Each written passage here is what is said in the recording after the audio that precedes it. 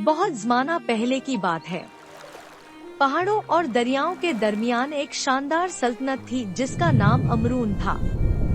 इस सल्तनत का बादशाह वीर प्रताप था। वह बहादुर, अक्लमंद और इंसाफ पसंद बादशाह माना जाता था। लोग कहते थे, जिस बादशाह का दिल साफ हो, उसकी सल्तनत खुद ब खुद संभल जाती है। मगर बादशाह वीर प्रताप के दिल में एक गहरा दुख छुपा हुआ था। कई साल पहले उसकी मलिका एक पुरस्रार बीमारी से वफात पा गई थी। उस दिन के बाद महल की रौनकें मांद पड़ गई। हंसी, मौसीकी और खुशी सब कहीं गुम हो गए। बादशाह ज्यादातर अकेला रहने लगा। एक रात बादशाह ने एक अजीब ख्वाब देखा। ख्वाब में एक बूढ़ा दरवेश आया जिसके हाथ में एक रोशन असा था। उसने गहरी आवाज में कहा, ए बादशाह, तुम्हारी सल्तनत पर एक बड़ा खतरा आने वाला है। अगर तुमने सच्चाई की तलाश न की तो अमरून मिट्टी में मिल जाएगा। बादशाह घबराकर नींद से जाग उठा। उसके माथे पर पसीना था और दिल तेजी से धड़क रहा था।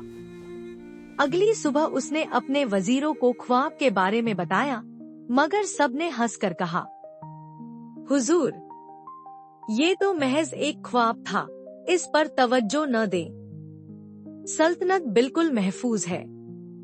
लेकिन बादशाह का दिल बेचैन था। उसे महसूस हो रहा था कि ये कोई आम ख्वाब नहीं था। उसी रात बादशाह ने एक बड़ा फैसला किया। उसने शाही लिबास उतारा, सादा कपड़े पहने और महल को खामोशी से छोड़ दिया। न किसी को बताया, न किसी मुहाफिज को साथ लिया। वह खुद सच्चाई की तलाश में निकल पड़ा। जंगल गहरा था, रास्ते सुनसान थे। अचानक उसे दूर एक मध्यम सी रोशनी नजर आई। जैसे जैसे वह करीब गया, उसे वही बूढ़ा दरवेश दिखाई दिया जो ख्वाब में आया था। दरवेश ने बादशाह को देखकर कहा, तुमने पहला कदम उठा लिया है बादशाह, मगर असल इम्तिहान अभी बाकी है। और उसी लम्हे जमीन हिलने लगी, आसमान पर बादल गरजने लगे।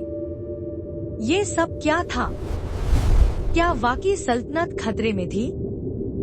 और बादशाह को कौन सा राज मालूम होना था? जारी है हिस्सा 2 में।